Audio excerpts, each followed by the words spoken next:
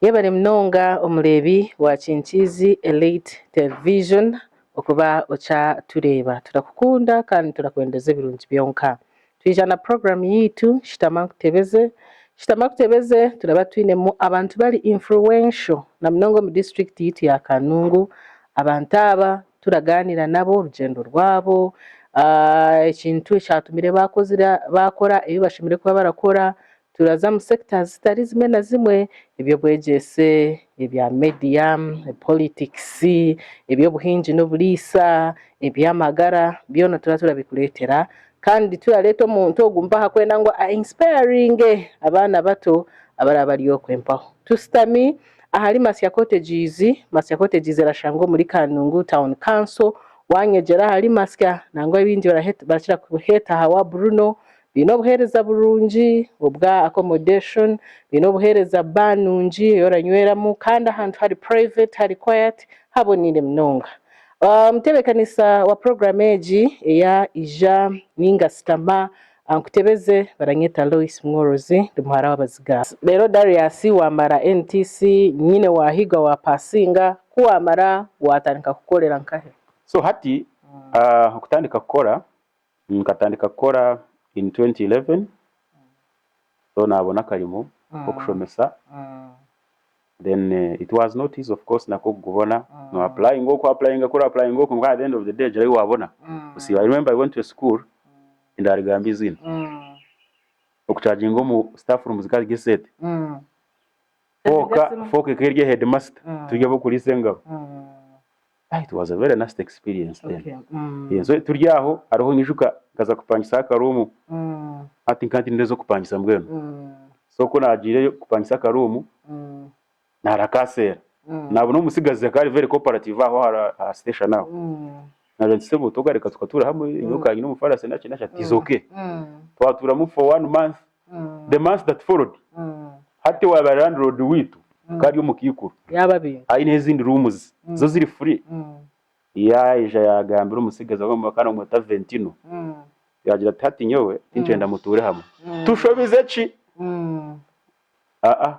timukatura hamwe muri abasigazi buryo mapangise rumeye yatubakari haza hati ngire rumuziri zyazi zabushagira ki turaba birwaye yatubakari sebo yambinga mu rumu ngunzo kupangisa wanje ubu buri akata kagira allegation zinkeze bitingwa but for her kana teka ngo kutura umurumu turi babiri muri kumushara turi kumushara so I stayed there nakorayo ijuka another experience yabireyo nkananka nkazagura umufarasi azobawe najiguza kadi boss mukama wishomero ko nagira gura umufarasi namushangamo atuna umufarasi inchi mukaga ati kuri wagurisha tuntagwenje ati waza kubyambaye gwo kwimusa abantu ati inchi mukaga aza ari serious mwana job market is not easy okay atanika kutamwa no kwegesa nagura umufarasi gwanje ndo kunta n'amateka ngo nagura umuhango nguza kunkora very comfortable mbere kwimko mukayeshe for preps ukora za kugura handi niko kore ngagugura because ngagugura cash of course cash mbwe za kugura handi ko ngamanti na agenda naza kunyiga mbinge namuri it was never easy so from there I go to another school which was much better very better which eventually helped me now get back close to my initial dream of radio. And that school is San Giovanni. So that's where I went. Now, Korayo, first year, in second year, I started now getting back to my dream. Yokoromu Radio. That's when KBS came in. Came in 2014, I think, around September 17th. By the way, I joined radio on 17th September 2014. Bueno gumwaka ndio mwaka gwa ogwikume na guma on radio. Yeah. Ni kume na guma. Okay. Yeah. Then ha radio watanika kukora hochi aha KBS. So aha radio mbuzo toka habonota. That's the most important thing. So now kubakora radio ka KBS kuza kuhabona no. That radio is a big it is a king maker around here. So he know I record that skit and he was my friend actually ngani muhereza skits then bari kumweta Alex So Alex nkane mu Haskits akijo ari munywani wanje kandi njana nyagana ndaya munka eduka capability yo kubasa kubikora, but for me I had 2 schools I was working in. So it could never ever cross his mind ngo nimbasa kuzana mu radio, because then radio eketari mu sente zijyaho zinyinji. Where I was, maybe it was better. One, I was staying in school, eating in school, kandi baragushosha kandi bakunshashora. So habaho issue ya agenda.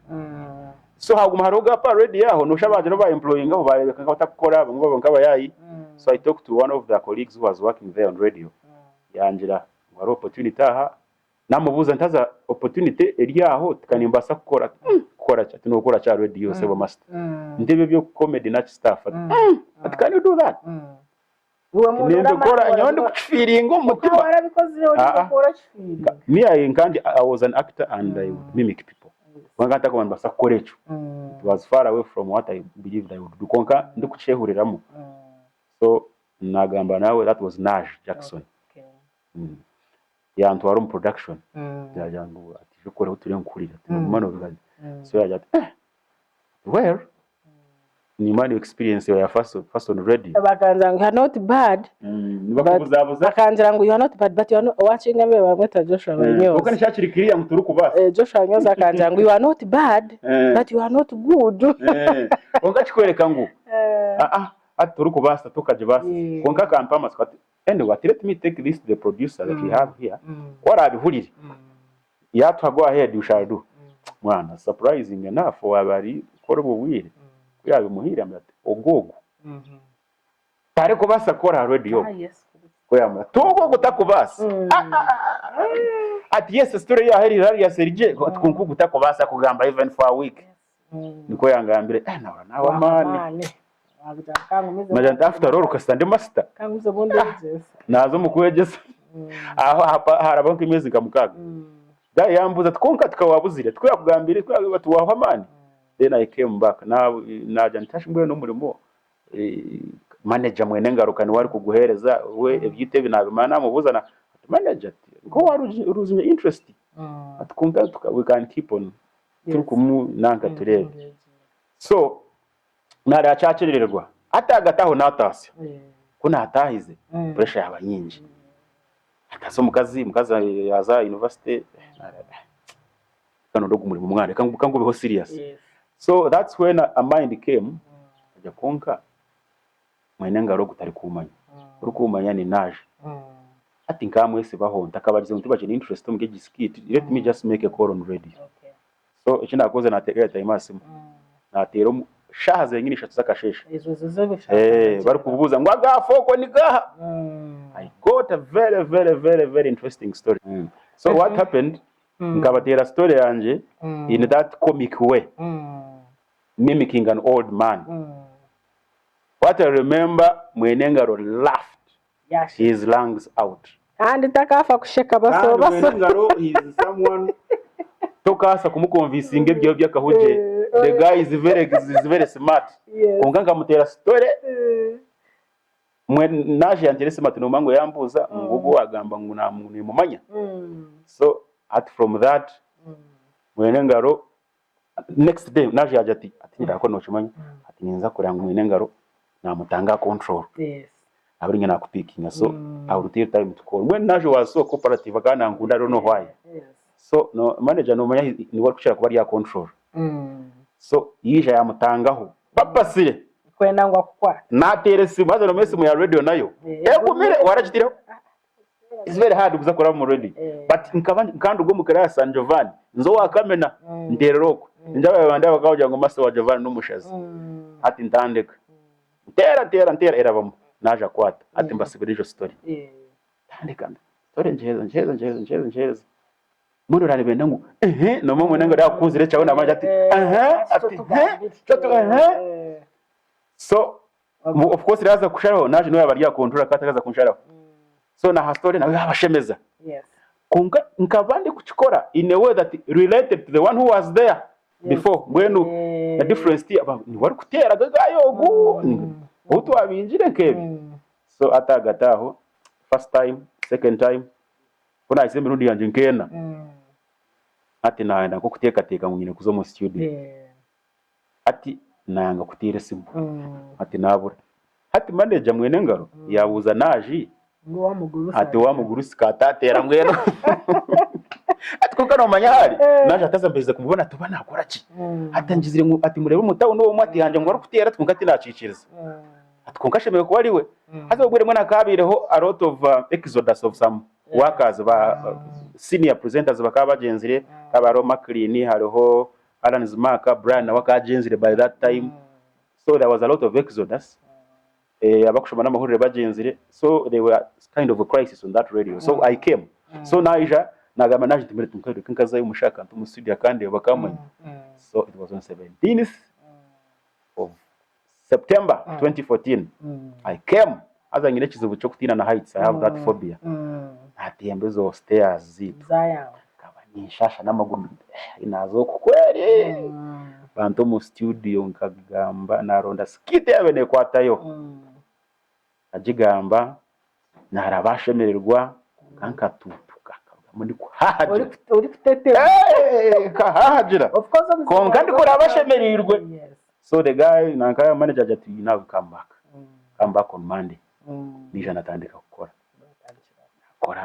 ndakushashurwa because there was nothing konka taramburiza nokora ki actually manager akanateka ngusha nandi nk'abana ba stage abakustama ka stage akona niko nabirinye twaza because naje akaja tutamugambira ngo nibyo gukora because nibendo umuntu uri committed ready to work here so don't tell him you are a teacher nange nachireka ngakora for 3 months ndakataka ama utatawaza teacher kandi 3 months ezo barakushashura ngabata no akabanyeta bampa nkimitwaro nk'etano because nyewe kandi ho just career seeking because I had a job ngani nkora takuja ngando ndasend ngando nda fame by the way nganda kumanywa rena wabantu bakumanye wari kwikiriza dream nte yeah so nakore myezi nkeshatu myezi nkenga then actually worked for like 2 years takunshashura barakwa allowance just allowance like that so naba household name ati nabo mukuzi wa KBS actually na some weird thoughts that nikakuza muhatureka ko gisoka za radio kushabita indeed namwe nashireka no kubireka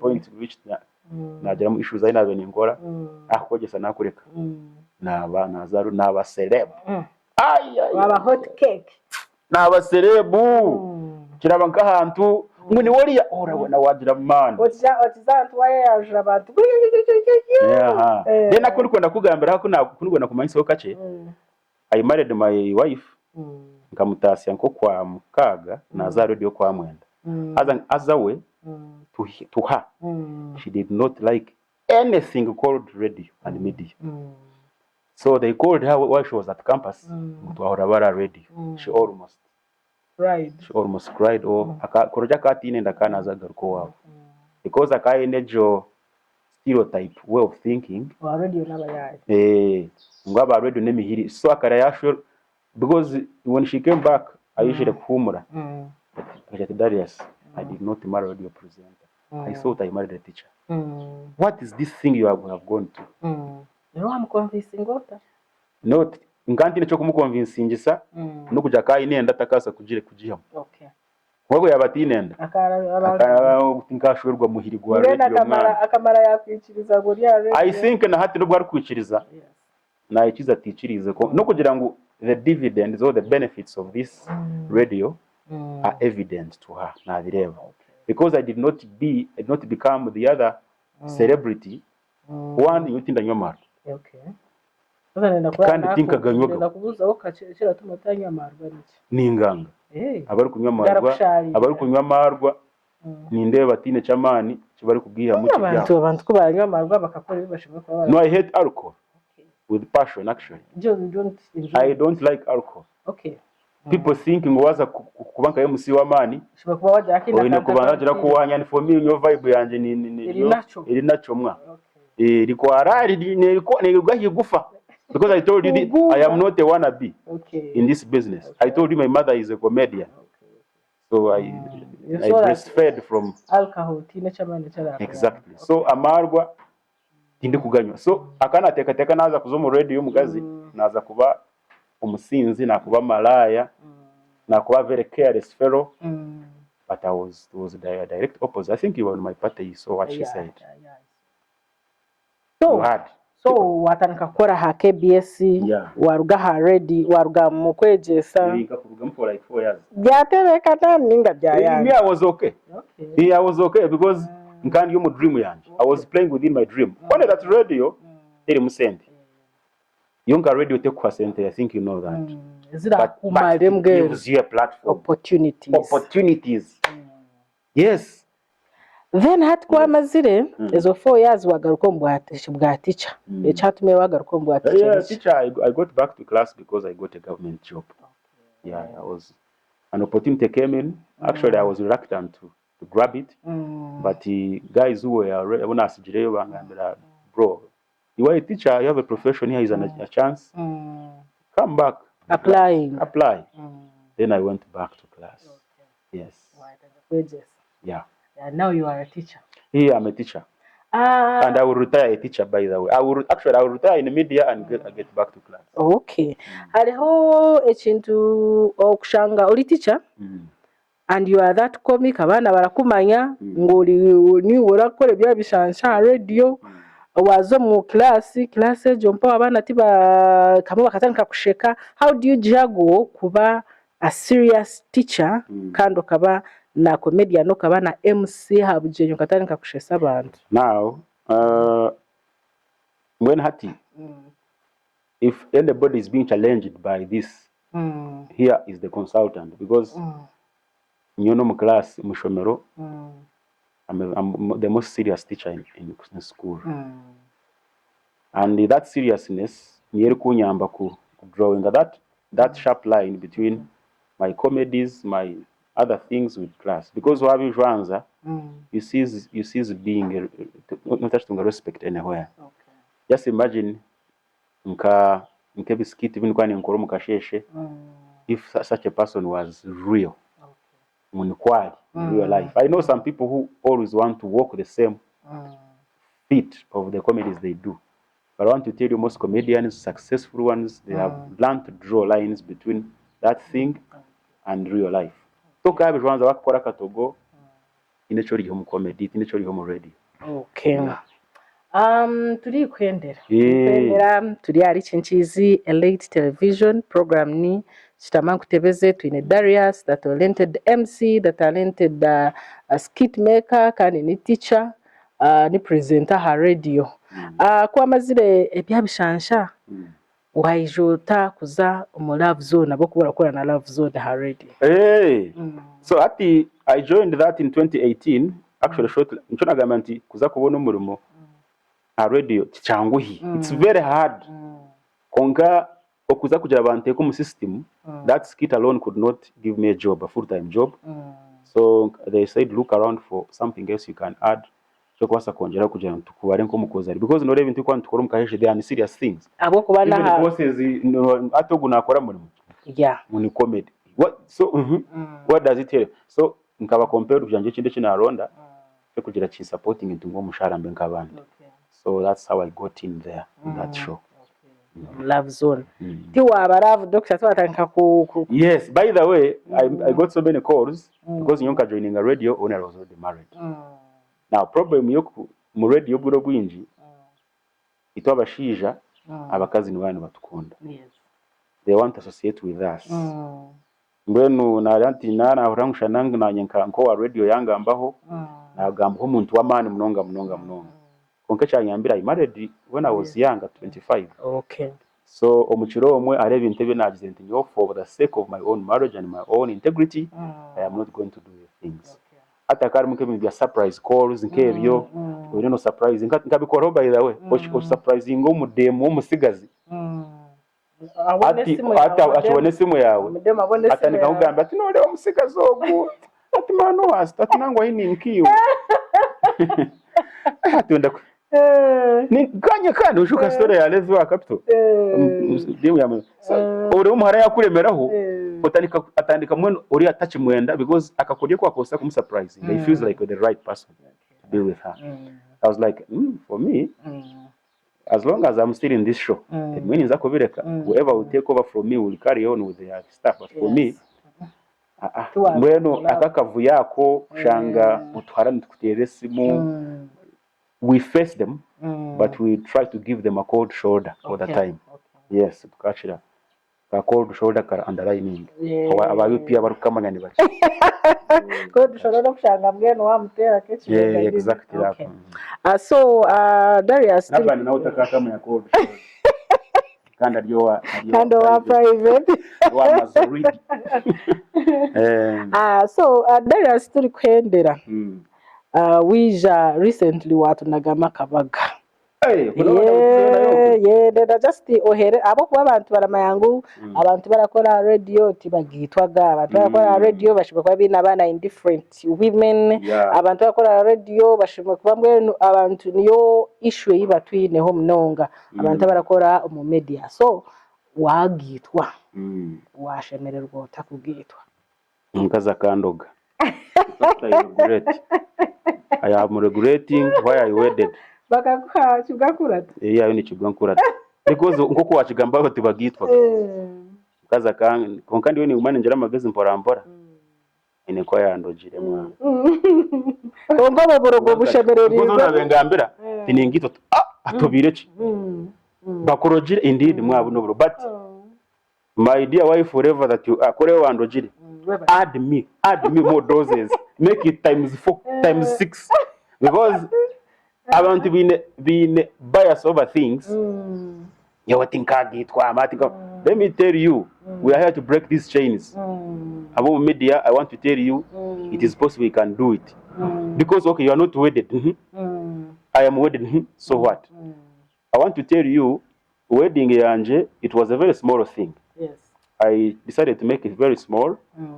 And by financial constraints, not just financial constraints. I like ninkunde bintu.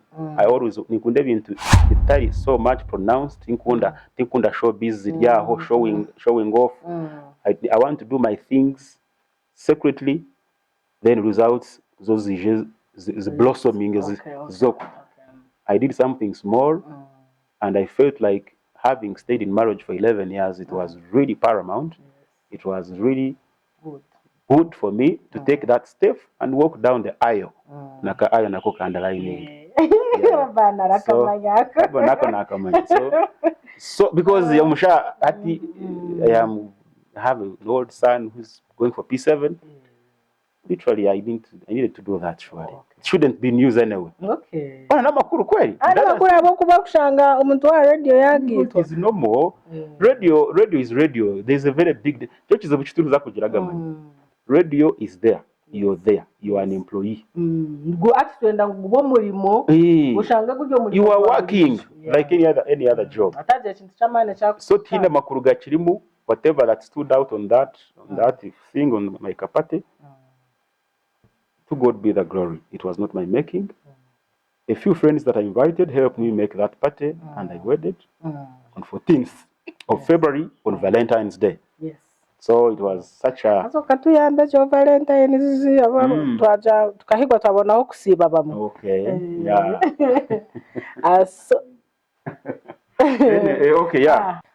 Watugira ngo umawe showbiz dora zikunda twareba uri mu nyonyi umuntu ubazarira hansi yaci iyo mwani yayega nasare twareba hane muntu wazita mu nyonyi hane muntu iyo kajito mu nyonyi nangwa n'aba boda berezo kandi bagamba stage bagira ngo Darius ngo Museveni akamuhereza miliyoni 5 ngo akamiliyoni 5 mu mbaga ye watwima we atembe ndeje but let me tell you this producer aza kufiteraho ibyo bishwani Darius ari mu nyonyi ariko njonge mitwaro miliyoni 5 za president Museveni.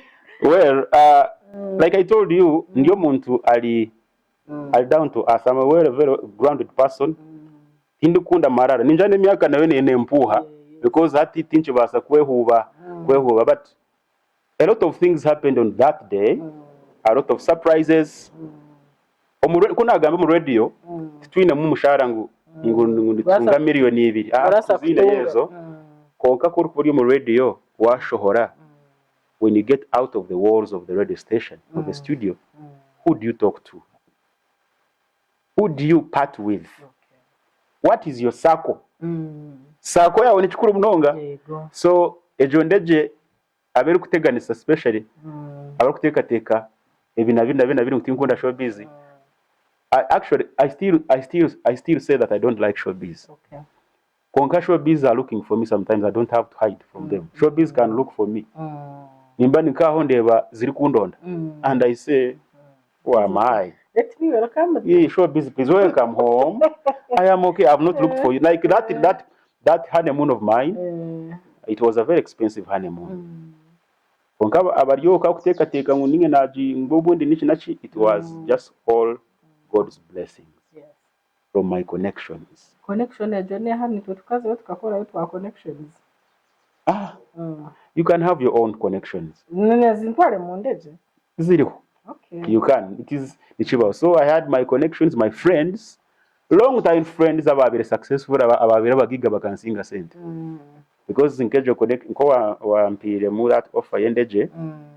He's a very young man. Actually, I could be older than him, like by one. Okay. I got to know him way back when he was not rich. So now, when, like you or any other person there watching us, now we're gonna take someone called Darius working on radio cannot wait. Yes. In fact, when I told them, na Bishop kuna mugambe ngenda ku wedding, the man laughed. The man of God laughed. Bishop Baza, by the way, no ya kugise. Yes. He laughed endlessly. He was like, "Are you serious?" I said, "Yes." So, as a connection is into that menatunga that offer. The fact is, I did not inject any of my shillings in my honeymoon, and it was a fully paid for honeymoon, a flight to the destination, and then we stayed there for days. We got another flight, fully paid, back to my humble home, Besania, Katunguru Tugunda. That's how it happened. And and I think the footage of that, Laban has a footage of that entire thing. So that's how it happened. So think Kunda, showbiz, but showbiz look for me. Okay. Then ekindi turi kwendera mbweho aha muheru awarugwa urataho wawe udomba media personnel barataho wabo ayombekire buri umugana bamtigana bataho wabo kandi bingi iye konkoli mumu bacha abinji tura rentinga. You're renting because you don't work from your home. You are from Kabare, you work here. So you stay at home orataha mukana mami ningo yombekiro wawe nendo hereze advice abantu baha media abatalenda amumarara agompaho agibalimu bakabura kushanga bayetungura boko umuntu arasa kugira ngo ubwari master ngo sente akazambwa master yayombeka kandi sente ubwo tazire mbwa master kombeka ati I don't think this interview is wajikora kwereka abantu ngo ndi successful. You are not successful but you are inspiring. I think the successful atajero wachukwa atokwe akatekateka ngunyo ndi successful katandika kwenda kutuma abantu batekateka ngo nabamanyira. No, that's not how it is. In line of what you asked me, hakuba turi kurya sente nyinji. Turi kurya sente nyinji mu media. If you're looking for money in the media, tayo sente. Omu media yo ni platform yo kugira ki? Yo kozesa kugira ngo atisobe MC okwe. Tiwambuza ya MC njya gure ushage know about that. But I think my MCing business niyo yanyambire abu kugira ngo ninshira kuzo mu mikoro munonga. Nkaba inspired munonga. Koro kuzo mu compound z'abantu karoko bombe kiriye bari kuturo wabo.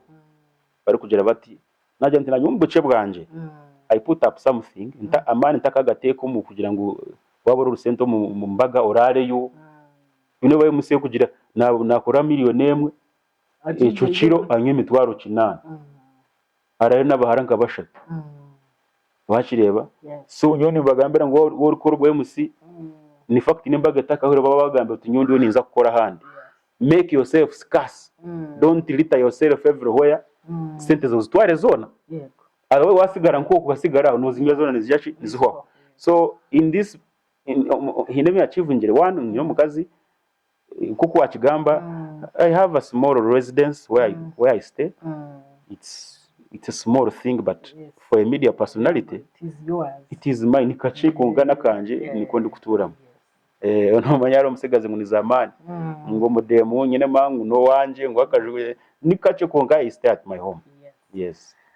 Darius, advice yora hereza umuntu urenda kuba nkiwe urakureba akaba inspired neya nyenda kwana nje utabankanye. Don't be like me because my journey nabasa kutagira mungu jibase uri yo mine a journey yaine kutambura nkawe and God will bless you in your own way. Be yourself. I am an MC. I have met guys who kwenda munanangu abe MC. You're not going to be an MC, but you can be successful elsewhere. Yes. No mu media tinkaye nango benkanye. Ibona basakushange cawe fashe uko kukitambuza konke cyo ine kono ukora umenye ngo aho ukora. You're not there forever. Ugera ko wahise binje kugira ngo at least ibintu bya byagumire ubu kubasa kugira une safe haven where you can run to. Kandi nkabandi mu media abari kunda politics think about going to compete in political positions. Think about on other careers. Have a business because as a radio personality or ine kubana ine cyo rukuselinga because you're selling your face alone konka washanga muto ine cyo ine ngaro baju kubasa kusupplementing akiri media ne kugumira kandi ekindi mushwerwa nambwe no Lois za kushwerwa Lois get married Kastori kutureba ari kundeba ngo orasima ntware get married. Lower your standards. I don't have lower your standards. You have them. I don't have them. Ori kundeba chinchizi Elite Television amanyengu standards. Don't standards. Ziri nyinzi zo kubura kushwerwa because no feeling aho namaringa nkaticha bisha nani mba nashwara shi what unondo mu science. No. You can grow together. Okay. Yeah, you can grow together because like I told you, I may not be having anything to showing off, but at least nyo mutima gwanje it is well with my heart because I didn't expect to be here. Okay. Araba ryo kugira ngo darasa kozire busha o media taine chaine like ya parking ngahe namwe nyine nkekizibu abanyana mangu hati wo yo media we nemotokane reba nko muntu twaturi nkoko bakubuza wa parking ngahe ubundi ushanga wowe jana bijere so omo media don't concentrate on things ebyo kulivinga for life. Yes. For others. Yes. Live for you. Abantu media tunekizibu naza kujwara kitete iki nibandebe bata labana ndebe bata ainda reba kata jebuze iwaho is it benefiting you? You're doing it for others. Okay. So please do not live life for others, live life for you. Nambo na ati labani aina na tureba ni uri mu media don't live for someone. Labani is I think is very economical akwaji sikajure na interview ahure no yabajure big stay to that please. Sinika tajiro akuta pressure ngo gumbojo are sinika ishatu zingahe because ebintu biza kuho. Okay. Yeah.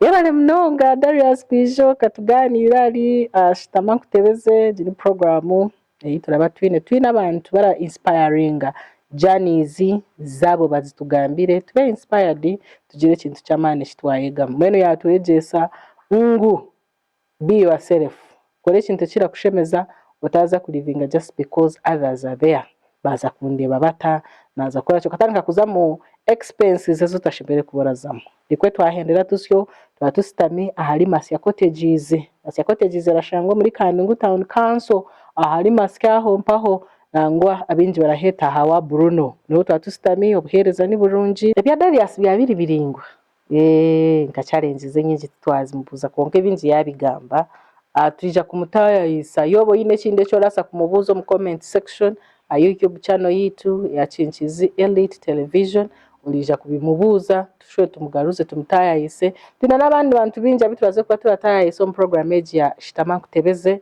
abatu inspiringa sectors zona tubaze kuzizamu ebyamagara ebya politics ebyo bwegese byona tubaze kuba turabarita hanuya turabikuganirira iwe chikuru subscribinga kandi uteyo comment yawe rero tube good biko twahendera tusyo bye bye.